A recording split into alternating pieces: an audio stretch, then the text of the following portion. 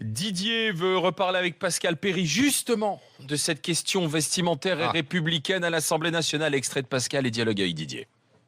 Moi, je comprends leur point de vue sur l'usage vestimentaire. Je pense qu'il ne faut pas qu'il y ait d'usage vestimentaire, mais simplement le respect des règles de courtoisie, de propreté, enfin, voilà, ça c'est toujours.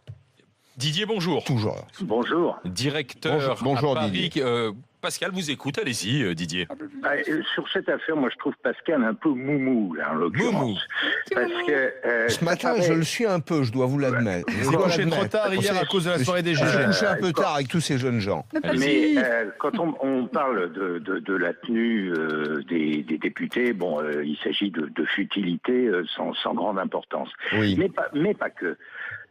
Comme ça a été dit tout à l'heure, je ne sais pas si c'est toi Olivier ou ton complice, mais il s'agit d'instaurer, en fait, c'est très curieux, une nouvelle norme. C'est une de plus. C'est-à-dire que moi j'étais en poste il y a 35 ans à Londres, j'ai été sidéré de constater par exemple que les punks avaient une tenue encore plus prévue et codifiée que les Horse Guards, au nombre d'épingles à nourrice dans l'oreille près.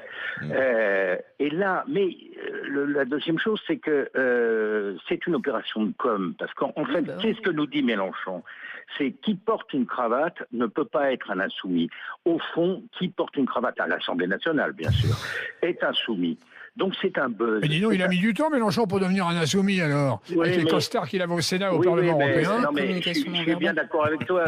J'en profite pour dire, ça n'a rien à voir, mais l'attaque ignominieuse et violente à l'égard des cravates du frère Jacques est absolument scandaleuse. Ah oui, il y a 35 ans, il portait les mêmes et il attendait qu'il mais il n'a pas changé. Absolument. Et il ne les a pas changés, effectivement. Alors, réponse à Didier. Le fond de ma pensée, Didier, c'est que Mélenchon et son groupe sont contraints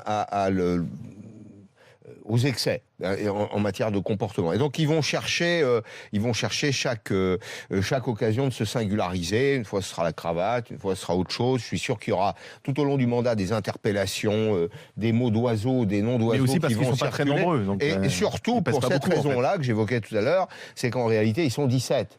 Le type était à 19% au premier tour, de 19 quelque chose, 19,6 au premier tour de l'élection présidentielle. Il a pensé accéder au château. Finalement, les portes sont restées fermées. Palais Bourbon.